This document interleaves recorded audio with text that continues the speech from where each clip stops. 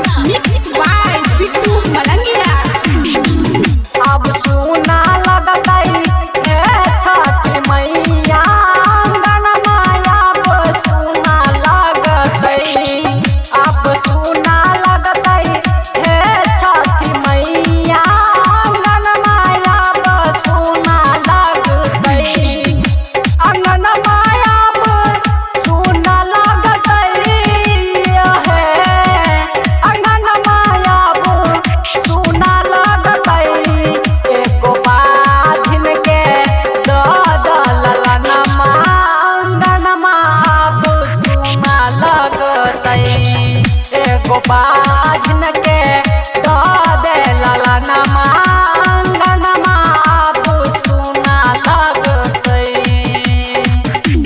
DJ Om Shankar DJ Om Shankar DJ Om Shankar DJ Om Shankar परसा खरभिंडा।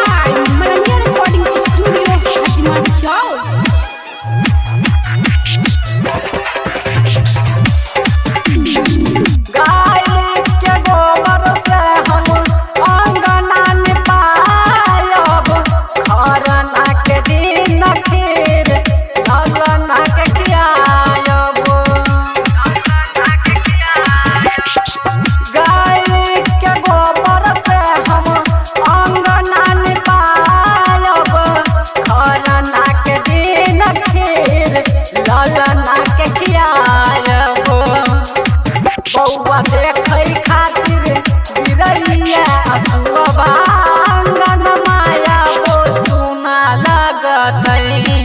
एको बाधिन के दो दे लालना अंगन माया वो सुना लगतई। presented by Bittu Malangiya entertainment.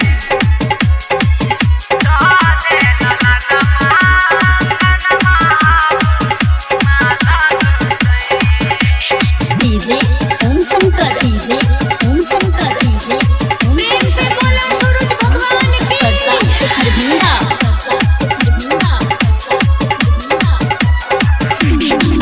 पहने के पियरी साड़ी दौरा उठाइब हमरा संगे संगे लालना से सुख उठाइब।